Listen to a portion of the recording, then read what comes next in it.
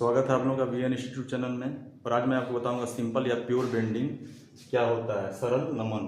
आप जानते हैं कोई बीम है, अगर उस पर ट्रांसवर्स लोड लग रहा है तो उसके प्रत्येक क्रॉस सेक्शन पे शियर फोर्स और बेंडिंग मोमेंट डेवलप होता है, जिसको अपोज करने के लिए शियर स्ट्रेस और बेंडिंग स्ट्रेस उसमें डेवलप होता है। अगर किसी बीम पे या उसके कुछ पार्ट पे अगर केवल बेंडिंग स्ट्रेस डेवलप होता हो, इसका मतलब क्या है, उस पर बेंडिंग मोमेंट है तभी तो बेंडिंग स्ट्रेस डेवलप हो रहा है। और उस पर शियर स्ट्रेस ना हो, ना डेवलप हो, तो मतलब उस पर शियर फोर्स नहीं लग रहा है, तो इस दशा में जो बीम का बेंडिंग होता है उसको कहते हैं सिंपल बेंडिंग या प्योर बेंडिंग। जैसे ये मान लीजिए बीम है ए बी, ये W1 लोड है और ये W2 लोड है। मैं सिंपल बेंडिंग आपको बता रहा हूँ। यहाँ से A से स्मॉल ए डिस्टेंस पे W1 लोड है और B से ही स्मॉल ए डिस्टेंस पे W2 लोड है। तो इसके लिए SFD और BMD जब हम बनाएंगे, शियर फोर्स और बेंडिंग मोमेंट डायग्राम, तो शियर फोर्स डायग्राम कुछ इस तरह से बनेगा। C से D तक शियर फोर्स 0 रहेगा।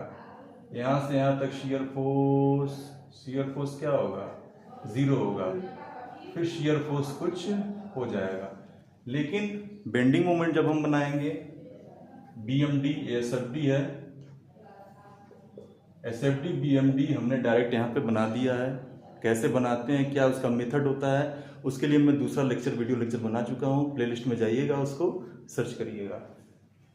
BMD बनाने के लिए कुछ इस तरह से होता है, ये ऐसे, और यहाँ से यहाँ तक बेंडिंग मोमेंट मैक्सिमम होगा। बेंडिंग मोमेंट मैक्सिमम, जहाँ पे शियर फोर्स जितने डिस्टेंस पे है 0, वहाँ पे बेंडिंग मोमेंट उतने डिस्टेंस पे मैक्सिमम है। मतलब ये C डैश D डैश हो जाएगा, A dash B dash, A double dash B double dash, C double dash और D double dash. CD distance तक शियर फोर्स 0 है और बेंडिंग मोमेंट क्या है, मैक्सिमम है। मतलब क्या, CD डिस्टेंस में शियर फोर्स प्रेजेंट नहीं है, लेकिन बेंडिंग मोमेंट क्या है, प्रेजेंट है। इसीलिए उसको प्रतिरोध करने के लिए, उसको अपोज करने के लिए CD डिस्टेंस पे बेंडिंग स्ट्रेस डेवलप हो जाता है। इस केस में जो बीम का बेंडिंग होता है उसको हम कहते हैं प्योर बेंडिंग।